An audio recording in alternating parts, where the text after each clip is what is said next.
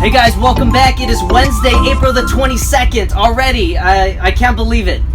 Anyway, as you can tell, we are in the coach bus, and there's a lot of people that I want to thank for helping to keep these running, insured, drivable, clean, all that kind of stuff. So I want to start off with the facilities managers. I want to start off with Drew Wisnat, Mike Martinez, Bob Wood. Thank you so much for all that you do. I also want to thank my father-in-law, Jim White, who checks these buses out daily. Also Keith Riffle, who does a lot, and all of the other CDL drivers who drives for sporting outings, field trips, church stuff. You guys are appreciated. Thank you so much for all that you do. My Father is the God whose steadfast love, whose loving devotion, it endures all the day long. The totality of every day, of every moment, that's my Father. And His Son, Jesus Christ, is the one that I follow. And I desire that you do the same, even and especially while you're right at home. So as always, let's get to it. Today's reading is from Psalm chapter 52, verses 1 through 4. And the two questions, as always, is number 1, who does the Word reveal God to be? And secondly, how then do you trust this God? Here we go in verse 1 through verse 4, and the question is, who is God? Who does the Word of God reveal God to be? And the answer is found right here in verse 1. We see the name for God here, and if you remember, this is Elohim. This is the Hebrew word for God, and it means the one and only true God. But today we see something more specific about who God is, and we see that His steadfast love, that God's steadfast love, and this can be translated as loving devotion. So God's loving devotion to His children, it does what? It endures all of the day. So who is God? He is Elohim, the one true God, whose loving devotion, His steadfast love to His children, it endures all the day. That means for every moment, every minute, every second, God's love endures.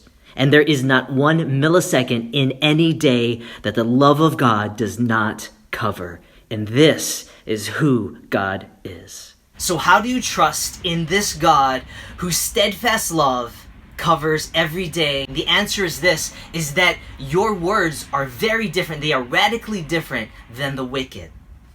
In verse 3, it characterizes the wicked. You love evil more than good.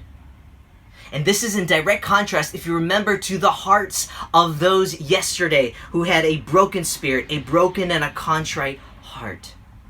And the wicked here are characterized with their words. Why do you boast of evil? That there's this smug arrogance in their words. Not just that, in verse 2, their tongue plots destruction. Verse 3, they love lying more than speaking what is right.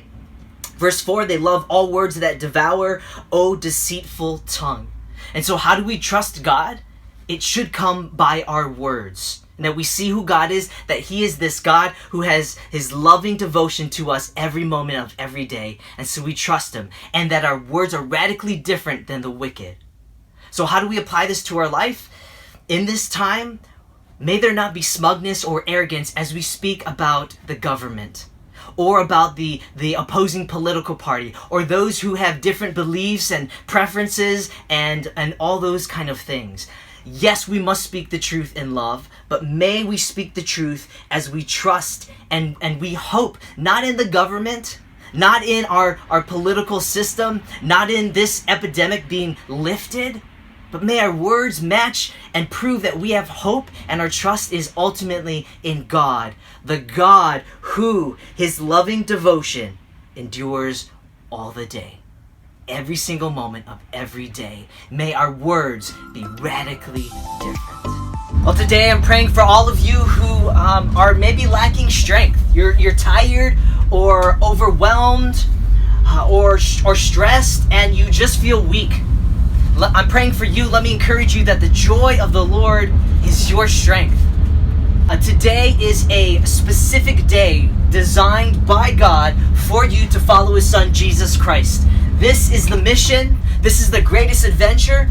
And not just to follow Jesus, but then also in turn to help those around you follow Jesus. And that might be a little hard. There are people around you, whether it's your siblings or your parents or your neighbors or your friends who are online. Help them follow Jesus with the joy of the Lord being your strength. As it says in James, Lord willing, we'll see you guys tomorrow.